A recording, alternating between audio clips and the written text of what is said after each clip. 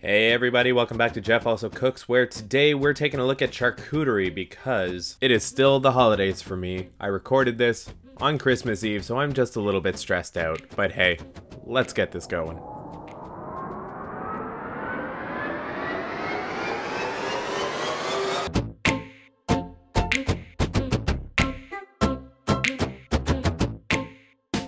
So what makes a good charcuterie? Well, first, you're gonna need your cheese board. This is gonna be a mix of soft and hard cheeses with varying textures from crumbly to creamy. And then you're gonna need a wide selection of meat because charcuterie refers only to the meat. We're just adding in the extras. After that, you get to throw in some accoutrements, such as pickles, olives, little jams, and of course, grapes for garnishing, but also as kind of a palate cleanser because some of these cheeses are very hearty. Now, as I mentioned before, it is Christmas and we are taking this as a present to my in-laws' Christmas party, so we're gonna be pairing this with a red and a white wine.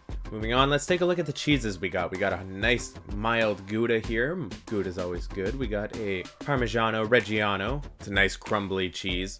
Not many people like eating it just by itself, but it's always a good addition. Next up, we got our blue cheese, or Roquefort, as it were, which I'm just gonna leave wrapped up because it absolutely reeks and to me tastes absolutely horrible. So I'm gonna eat one of these pickles here to get that taste out of my mouth and then move on to the goat cheese, which is a light and creamy goat. It's very, very good, but pales in comparison to our next, which turned out to be the star of the show, a truffle brie. You may have trouble finding this. It may be a specialty for my cheese guy, I don't know. I'm not a big brie or truffle guy, but everyone else at the party seemed to be because they loved it. My personal favorite, however, is going to be this aged cheddar. I really enjoy it.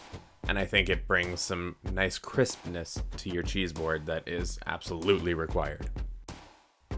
Now we're here on Christmas Day, getting ready to assemble our boards into something that looks good. However, something I forgot to mention, you're also going to need some nuts just to round out your charcuterie board. Nothing fancy here, roasted almonds and pistachios. I have some Hickory Farm mini sausages that I threw onto the board just because you can always use more meat. Speaking of meat though, it is time for the charcuterie itself. So we're gonna start off by laying out some regular prosciutto because you cannot go wrong with prosciutto. And then we're going to lay out our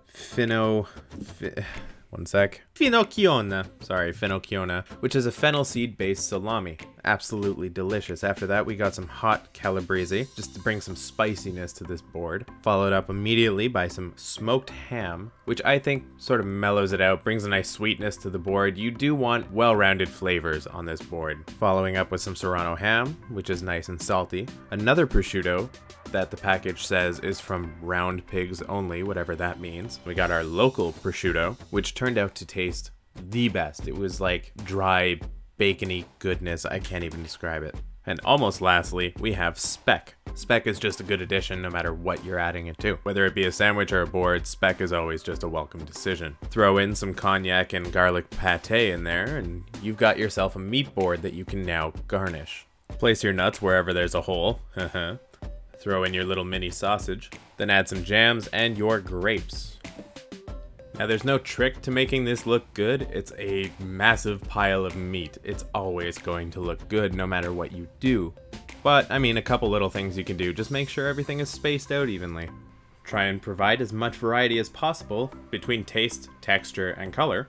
And use a nice board. I put my spread on just a simple cutting board and it did the trick. It looks really good, has nice little feet on the edge so it doesn't slide around when people are grabbing at it. And really, I think it turned out great, and I'm sure yours will too. As far as meat selection goes, there's no guideline to this. The charcuterie is sort of, well, I mean, a charcuterie is just a massive plate of meat. Go wild with it. You can have some staples in there like prosciutto and smoked ham, but realistically, as long as you have a good variety of flavors and spiciness levels, it's going to be a hit no matter what meat you throw on this board. Oh, my bad. Now it's time to wrap up this board for transport to my in-laws and start on the cheese board. The cheese board, even more simple.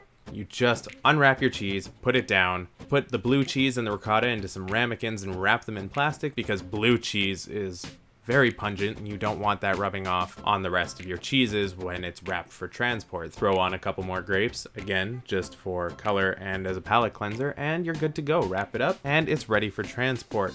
This beautiful, beautiful masterpiece of meat and cheese goodness that you can bring to any family gathering and you will be the hero. You might need some crackers and some bread, by the way.